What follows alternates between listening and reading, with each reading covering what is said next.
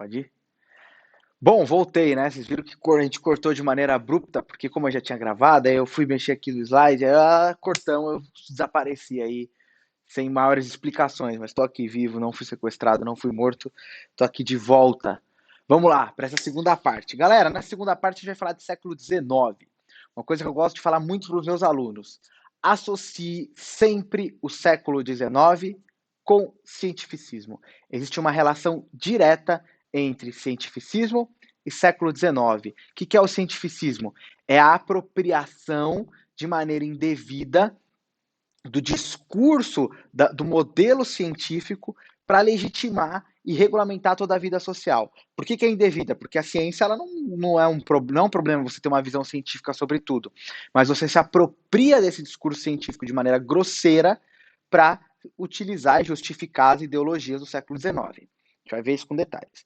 Por que isso acontece? Então, tem um autor que tem uma tese que eu acho interessante, que é o seguinte: ele vai dizer que o racismo ele representa sempre um projeto político de dominação, de controle de recursos. Então você usa o critério racial para excluir, para expulsar determinado grupo, para tirar determinado grupo do acesso àqueles bens. Então, por exemplo, você usa do racismo no Brasil para excluir os negros das oportunidades no mercado de trabalho, e etc, etc, etc.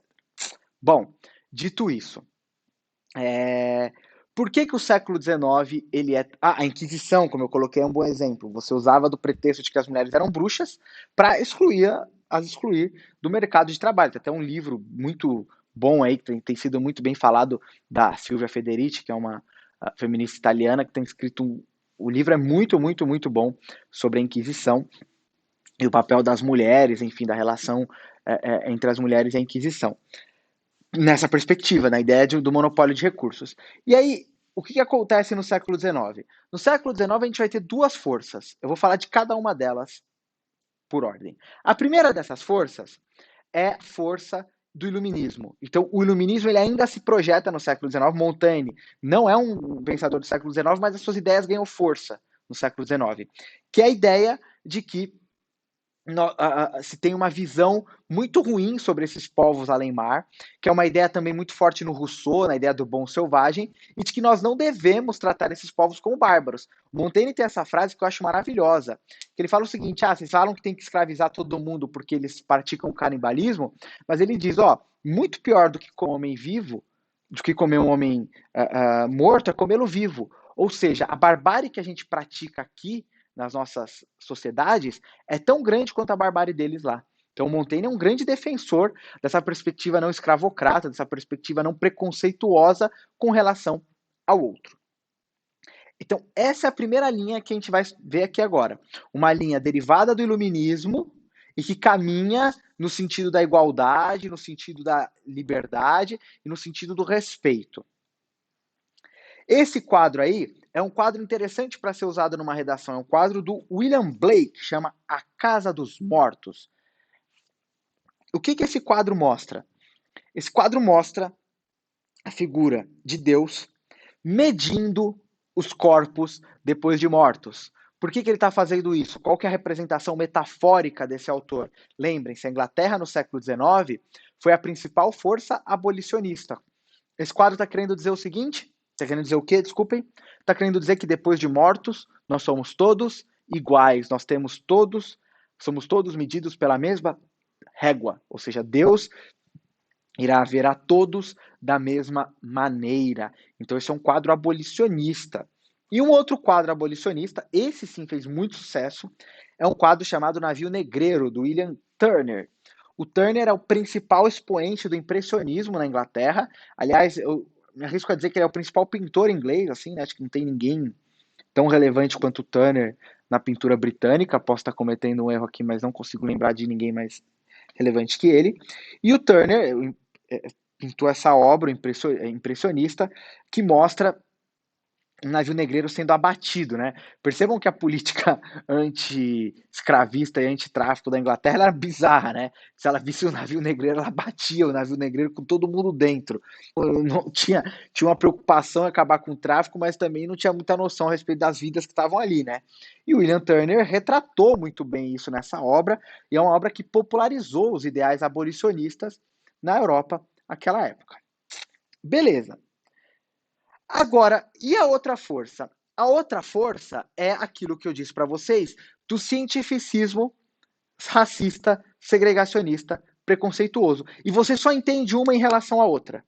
Por quê? Olha só. Vamos fazer uma linha do tempo histórica e você vai entender. Vamos pensar a humanidade durante 1000 anos na Idade Média. Qual é a legitimação da segregação social?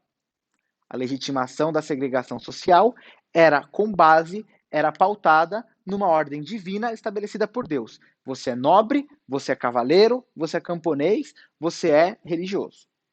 Dividido nos 3 estamentos, os que oram, os que trabalham e os que guerreiam. O iluminismo destrói essa ordem social. O iluminismo acaba essa ordem social e ele demole isso do ponto de vista ideológico. Ele fala, não, é todo mundo igual. Não tem essa. O que acontece? O discurso de segregação social precisa de uma nova capa, precisa se adaptar aos novos tempos. Você precisa de uma nova de um novo design para o discurso preconceituoso. Ele não pode mais ser religioso, porque o discurso religioso não pega, porque o discurso religioso não convence. Você falar, você é assim porque Deus quis, falar, o africano é assim, o fulano é assim, não convence.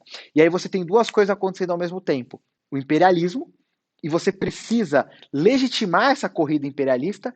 Como é que eu vou justificar que eu estou colonizando a África e a Ásia ao mesmo tempo? E você tem uma maneira muito fácil de legitimar isso. O que é? A ciência. O cientificismo é a adaptação do discurso segregacionista à modernidade. Aquele discurso que antes era segregacionista na perspectiva religiosa, agora adota uma roupagem científica. E vai se apropriar de maneira indevida, de maneira absurda, dos termos científicos. Darwin é um dos sujeitos mais mal interpretados da história. Por quê? Porque absolutamente todo pega os conceitos do Darwin, todo mundo rouba as ideologias do Darwin, rouba as teses do Darwin e se apropria. E, aliás, o primeiro cara que faz isso é um primo do Darwin, né? É o Francis Galton. A gente vai falar dele numa aula de biotecnologia. O cara é primo do Darwin, ele é o primeiro cara a fundar essa ideia de darwinismo social, né? Que é uma ideia que não tem pé nem cabeça na teoria darwinista, né? Bom, e aí o darwinismo se espalha, o cientificismo se espalha por tudo. Na arte, a gente tem, por exemplo, a literatura cientificista, que é o realismo, que é o naturalismo. O imperialismo é o cientificismo na política, a ideia de que você tem que ir lá subjugar aqueles povos porque eles são menos adaptados e, portanto, eles merecem esse tipo de dominação. O darwinismo social, nas ciências humanas como um todo. Então, todo o século XIX é dominado pelo cientificismo. Aqui, um exemplo do cientificismo nas artes. Um sujeito chamado Rudyard Kipling, esse nome é familiar para você, você vai descobrir por quê, era um autor belga que escreveu o Livro da Selva. O que é o Livro da Selva? Isso mesmo que você está pensando. Esse livro, esses dois desenhos que você está vendo, que você acha que são inocentes e contam uma historinha bonita, eles são obras lá do século XIX para legitimar a corrida imperialista. Qual que é a ideia tanto do Mowgli quanto do Tarzan? O Tarzan, na verdade, é um plágio do Mowgli, não sei se vocês sabem disso. É um autor norte-americano que depois de um tempo plagiou o Mowgli, enfim. Mas o original é o do Kipling, o Livro da Selva do Mowgli. Qual que é a ideia? A superioridade do homem branco. Tem um vídeo do Muhammad Ali, que é um boxeador que foi eleito atleta do século XX, que ele fala: porra, o filme do Tarzan é ridículo. Os africanos moram milhares de anos na selva, chega um branco e ele aprende a falar com os animais e o resto do pessoal não. Qual a lógica disso, né? Então a ideia básica é da superioridade do homem branco. O homem branco é superior em relação aos locais. E aí, no caso do Mowgli, a metáfora era mais elaborada, né? No livro da selva, cada um dos animais que convivem com o Mowgli representa uma região da Índia, um dos protetorados colonizados lá na Índia. Tem o tigre de Bengala, tem tal e tal animal. É uma metáfora bem sofisticada. A Disney não repassou isso pro livro, mas ela é bem sofisticada. Então, o Kipling é um dos caras que colocaram essa lógica cientificista, imperialista e etc. Nas belas artes, no livro, na literatura e etc. Tem vários outros exemplos. E aí, a marca Kipling foi feita, foi criada na Bélgica em homenagem ao Rudyard Kipling, e inclusive usa o macaco, um dos símbolos da corrida imperialista, a ideia de superioridade sobre a África, toda essa temática africana, selvagem, etc. Então, esse é um dado interessante para a gente conhecer. Aqui é uma outra imagem que eu acho muito pertinente, é o Theatrum Orbis Terrarum. Ele mostra cada uma dos... É interessante para fazer análise de imagem, né? Ele mostra cada um dos continentes com uma representação, ele é do século XIX também, com uma representação absolutamente bárbara. Então você tem a Europa lá no alto, a superior. De um lado você tem os asiáticos, a asiática com um incenso. Do outro, o africano sendo representado pelo sol. E lá embaixo, o indígena, o americano, que é canibal, enfim, que é bárbaro nessa perspectiva. Cesare Lombroso, só para terminar os exemplos de cientificismo. Quem era Lombroso? Lombroso é um cientificista do direito. O que o Lombroso dizia? O Lombroso defendia algumas ideias bizarras, do tipo, você pode descobrir o assassino pelo tamanho, pela distância entre o nariz e aqui, pelo tamanho da mão, se a mão for grande ele comete o crime tal, se a distância entre a perna e não sei o que, ele é homicida. O cara achava isso mesmo, e tinha vários escritos. É o cientificismo no direito. Achar que você, a partir de padrões fenotípicos, pode determinar a mente, o comportamento e etc. E aí, de novo, as classificações, né? Europeu, africano e asiático. Então você tem aí classificações bizarras que os europeus faziam sobre os povos. E para terminar, uma frase desse autor, que é um dos autores mais racistas, mas repito, isso não era incomum. E eu gosto de falar isso porque lá no século XX a gente teve um fenômeno que foi o ápice do racismo. Que fenômeno foi esse? O nazismo.